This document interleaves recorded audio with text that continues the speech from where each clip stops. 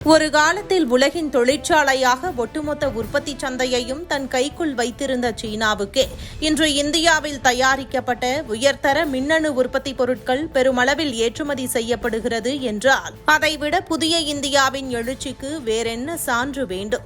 பிரதமர் நரேந்திர மோடியின் உறுதியான தலைமையில் இந்தியா எடுத்த தன்னம்பிக்கை பயணம் இன்று உலகையே வியப்பில் ஆழ்த்தியிருக்கும் நிலையில் மேக் இன் இந்தியா என்பது வெறும் முழக்கமல்ல, அது உலக வர்த்தக வரைபடத்தையே மாற்றியமைத்த மாபெரும் பொருளாதார புரட்சி என்பதை இந்த சாதனை மீண்டும் உறக்கச் சொல்லியிருக்கிறது. குறிப்பாக கடந்த 2025-26 நிதியாண்டில் இந்தியாவில் தயாரிக்கப்பட்ட பிரிண்டட் சர்க்கியூட் போர்டு அசம்பிளிஸ் பொருட்கள் மட்டும் சீனாவுக்கு சுமார் 1.5 பில்லியன் அமெரிக்க டாலர் மதிப்பில் அதிரடியாக ஏற்றுமதி செய்யப்பட்டுள்ளதோடு கடந்த ஆண்டுடன் ஒப்பிடும்போது இது யாரும் ஊகித்து பார்க்க முடியாத 40 மடங்குக்கும் மேலான அபார வளர்ச்சியாகும்.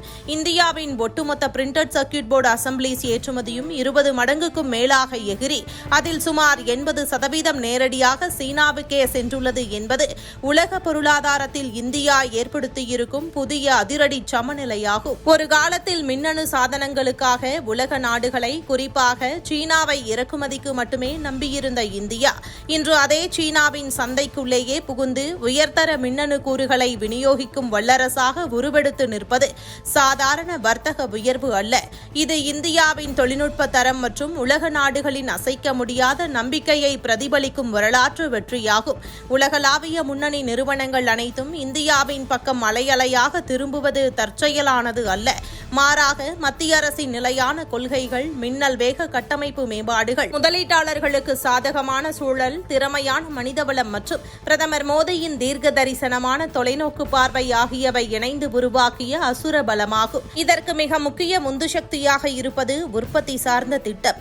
இந்திய தொழில்துறைக்கு புதிய ரத்தத்தை பாய்ச்சியதோடு Apple, Foxconn, Tata electronics, Dixon technologies, Pegatron, Luxshare உள்ளிட்ட உலகின் ஆகச்சிறந்த முன்னணி நிறுவனங்களை இந்தியாவில் கோடிக்கணக்கில் முதலீடு செய்ய வைத்து இந்தியாவை உலக மின்னணு உற்பத்தியின் தவிர்க்க முடியாத மையப்புள்ளியாக மாற்றியுள்ளது.